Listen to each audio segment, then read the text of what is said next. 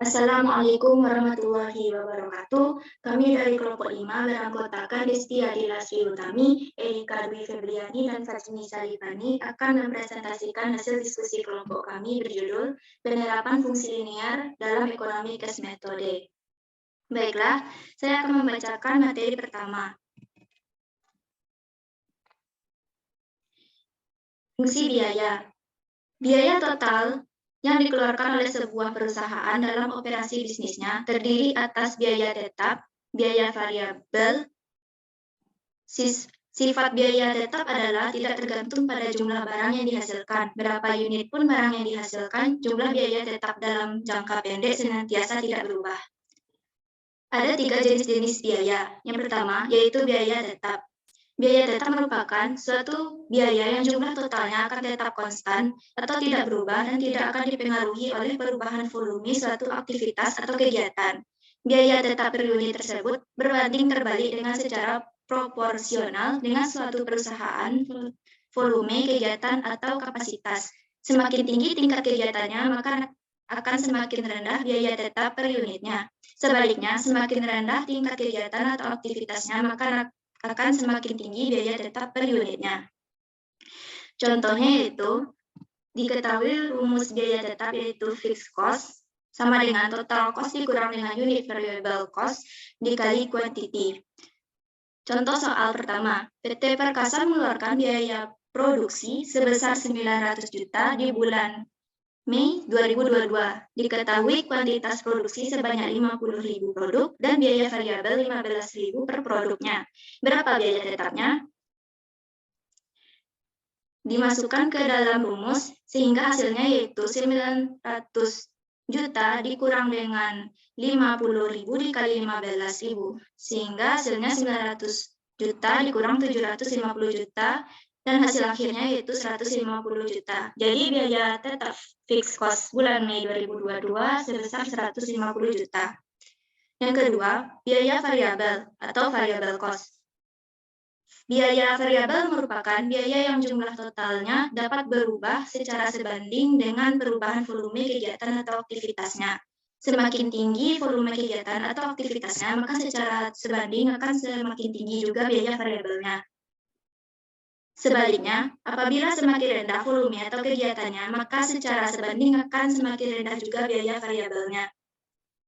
Contoh, rumus biaya variabel yaitu variable cost sama dengan total cost dikurang dengan fixed cost dibagi dengan quantity.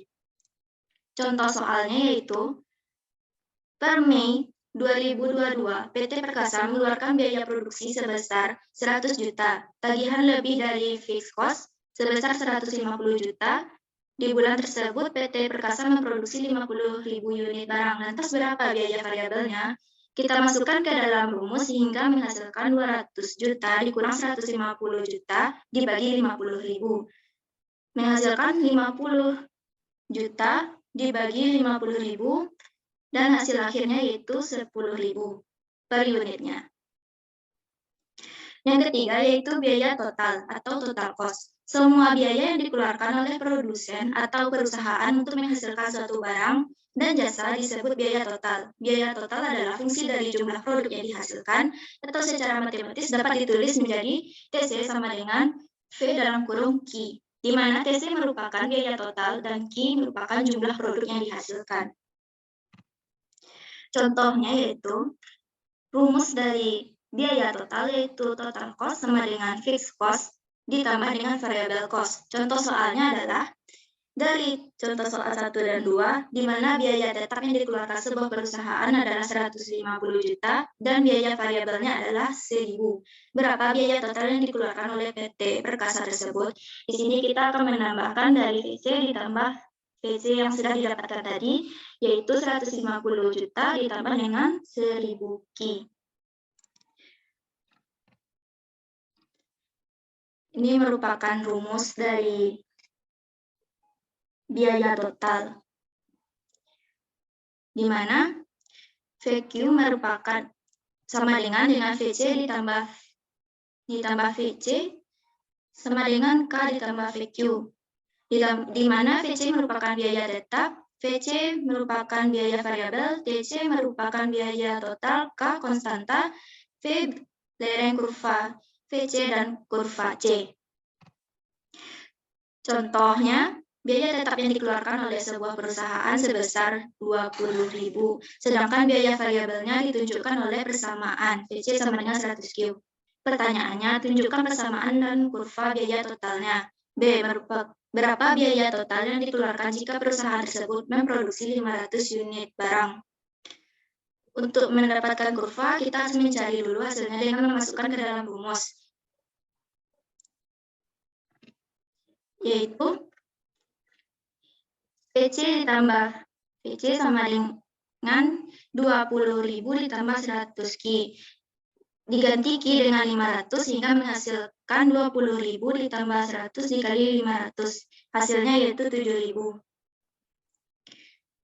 Maka didapatlah kurvanya dan juga dapat hasil dari biaya total sebesar 70.000 untuk memproduksi 500 unit barang.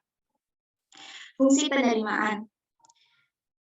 Penerimaan total atau revenue adalah hasil dari perkalian jumlah barang yang terjual dengan harga jual per unit barang tersebut. Secara matematik, penerimaan merupakan fungsi jumlah barang kurvanya berupa garis lurus berlereng positif dan bermula dari titik pangkal. Bisa dilihat ini merupakan rumus dari penerimaan total. Contoh, harga jual produk yang dihasilkan oleh sebuah perusahaan 200 per unitnya. Pertanyaan, tunjukkan persamaan dan kurva penerimaan total perusahaan tersebut. Berapa besar penerimaannya bila terjual barang sebanyak 350 unit? Untuk menjawabnya, kita akan memasukkan ke dalam rumus dulu, yaitu Q dikali P, kemudian Q sama dikali dengan 200, menghasilkan 200Q. Sehingga didapatkan kurvanya seperti di gambar. Selanjutnya, materi kedua akan dibacakan oleh Destia Lila. Kepada Dila dipersilahkan. Baik, saya akan membacakan materi yang kedua yaitu break-even point atau BEP. Break-even point sama dengan adalah titik pulang atau pokok, yaitu suatu konsep yang digunakan untuk menganalisis jumlah minimum produk yang harus diproduksi atau terjual agar perusahaan tidak mengalami kerugian. Rumus BEP yaitu laba atau V dibanding R besar dari C. BEP berbanding R sama dengan C. Rugi berbanding R lebih kecil dari C. P sama dengan laba, R sama dengan revenue, C sama dengan cost atau biaya produksi.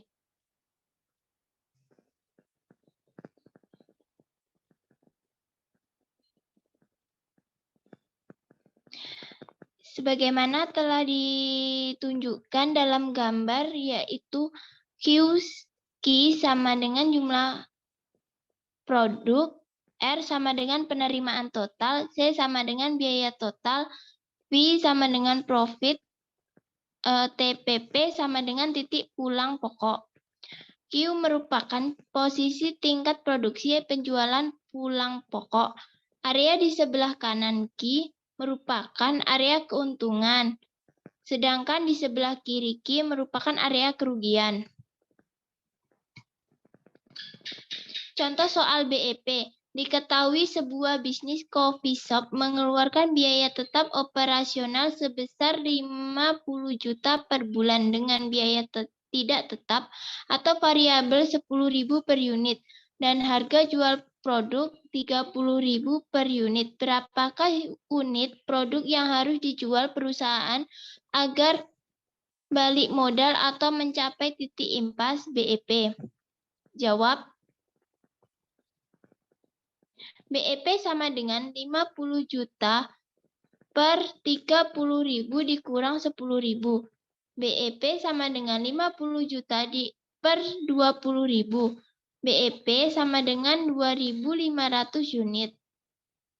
Dengan demikian, untuk mencapai BEP, perusahaan coffee shop harus menjual sebanyak 2.500 unit produk untuk satu periode tertentu.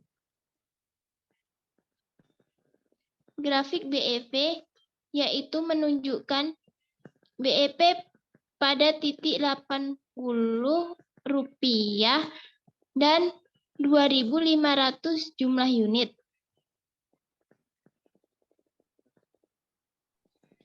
Terima kasih kepada Lila. Materi selanjutnya akan dibacakan oleh Erika Dwi Febriani. Kepada Erika dipersilahkan. Baiklah, fungsi konsumsi dan saving. Fungsi konsumsi adalah hubungan jumlah konsumsi dan penghasilan. Sedangkan tabungan adalah bagian pendapatan yang disimpan atau tidak dibelanjakan. Oleh karena itu, besar pendapatan sama dengan besar konsumsi ditambah besar tabungan. Dan fungsi tabungan adalah hubungan jumlah tabungan dengan penghasilan. Rumus dari fungsi konsumsi dan tabungan dapat ditulis Y sama dengan C ditambah S. Y disebut sebagai pendapatan, C disebut sebagai konsumsi, S disebut sebagai tabungan.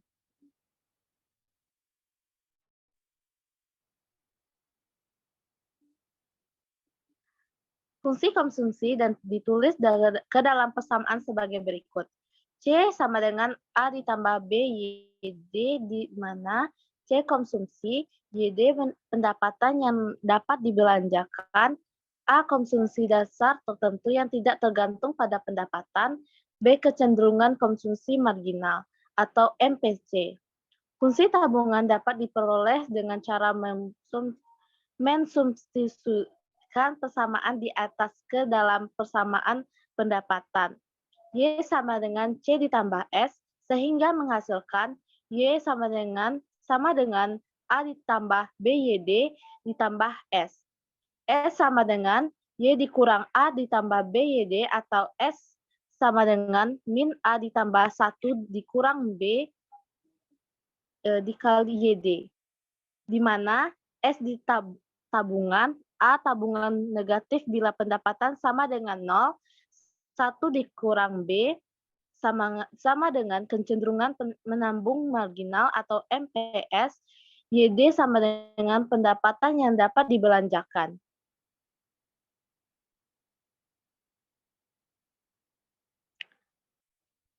Apabila diperhatikan pada persamaan sebelumnya, besarnya MPS sama dengan 1 dikurang B. Sedangkan pada persamaan konsumsi besarnya MPS sama dengan B, hasil ini berarti bahwa MPS sama dengan 1 dikurang MPSC atau MPS ditambah MPSC sama dengan 1. Persamaan konsumsi dan persamaan tabungan tersebut dapat digambarkan secara bersama-sama dalam satu diagram. A sama dengan konsumsi bila pendapatan 0, C sama dengan Y adalah garis 45 derajat, E titik keseimbangan pendapatan, 0 YE besarnya pendapatan yang hanya cukup untuk dikonsumsi.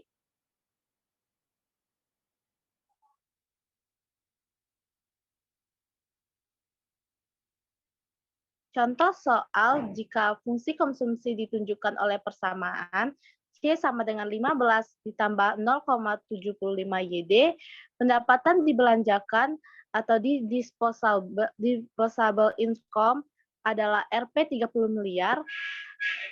A, berapa nilai konsumsi agregat bila pendapatan yang dapat dibelanjakan adalah Rp 30 miliar.